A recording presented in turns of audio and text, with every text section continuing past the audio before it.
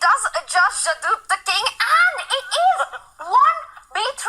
Magnus Carlsen shakes his head. He is surprised. Magnus was not expecting this. I can't tell if he's more surprised or offended. B3 is not an opening you see at the highest levels of chess, at least not in this time control. You usually see it in blitz chess, but Magnus probably didn't take it so seriously considering Wesley, he seemed to use it just to get something. Magnus has not even played very first move. Wow, not many people in world chess have the courage to play this type of opening against Magnus Carlsen. Usually they're trying to occupy the center, trying to force the issue. And look at Magnus, he's bemused. He's just shocked here, looking up at the ceiling, just trying to pick how to react to this shock, this surprise. And eventually he plays a bit of copycat, mirror image here. He gets ready to fianchetto black start square bishop, playing a g6, the knight out. And will Wesley take this knight? Big stylistic choice. White is flexible. No, he just pushes a pawn, and okay, we see the first mind games at work. And Magnus Carlsen himself has employed 1b3 with the white side.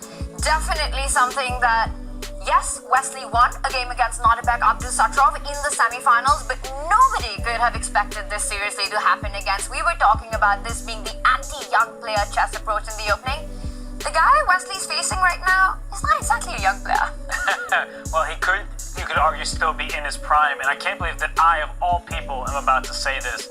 Did Magnus prepare by looking at Twitter, or X, whatever you want to call it? The answer is likely no, but Wesley asked the question, what should I do? He posed that question to Fabiano Caruana, and Fabi said the key to playing Magnus, jokingly, is to prepare for and against 1b3. So we have that opening on the board. We're going to have fianchetto from both of Black's bishops on the longest diagonals, and Wesley, he was the first to surprise Magnus. Now he's the one in the think tank. There is no combative play, no tension between pieces just yet. Yeah. We're gonna have a lot of fun from the start. We were discussing whether this will be a cagey start, a more solid approach, but it's clear that Wesley wants to start with energy, in a combative manner, in an unexpected opening approach here. David, what's the best strategy when you're taken by surprise early on? Perhaps Magnus was considering that b3 would be an option, but maybe not taking it that seriously. How do you approach that situation on the board? Yeah, it feels like there's always two different paths you can take when you're surprised. One, you think, okay, I'm being surprised here. I want to kind of rise to the challenge, fight fire with fire. I'm going to punish my opponent for their temerity in playing such an opening. Or you just think, I want to survive. I want to kind of negotiate the opening, navigate that safely, just get a solid position. As long as I've weathered the initial storm, I will be able to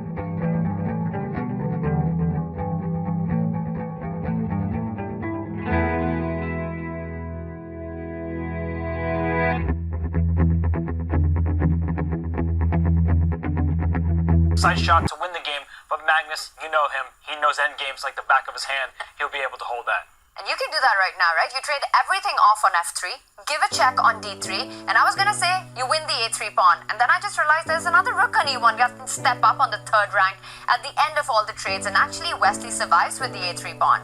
Wesley will be a pawn up. It's not the best pawn in the world, the white a3 pawn. Probably more of a weakness than a strength right now, but as you mentioned there, Talia, if you don't win it, if the queens come off, rooks come off, suddenly that pawn could be priceless. So Wesley recaptures the knight right now, is still level material. How does Magnus try to compensate for the pawn? The longer you're just a pawn down in this endgame, the more afraid you become. So will he keep the queens on? Magnus loves his endgames, but he can block this trade of queens by swinging black's rook over. No, he goes for the pure endgame. And, okay, it's only Wesley who can win now. It's a 2-result game. Magnus needs to show great defense to hold this game. I love that move though. By pushing his pawn, he wanted to push it one step further, and he's trying to kick the king back and also gain some key squares for his rook. So Wesley's king, that's going to be stuck over there on g2 or on that side of the board. And then how do you push your pawn? You need to line up both of the white rooks to the square, but after rook d3, rook e3 is forced, and now without these rooks on the board, white's pawn structure, it's fractured, which makes it harder and harder to win. If the white king was slightly quicker, if the white king gained a few moves, rushed over to the queen side, kicked away the black rook as a blockader, white's a-pawn would run down the board, sprint down the board and win the game, promote. But I don't think he's going to be quick enough. Look at Magnus's king now incoming. White's pawn structure just too weak on the other flank.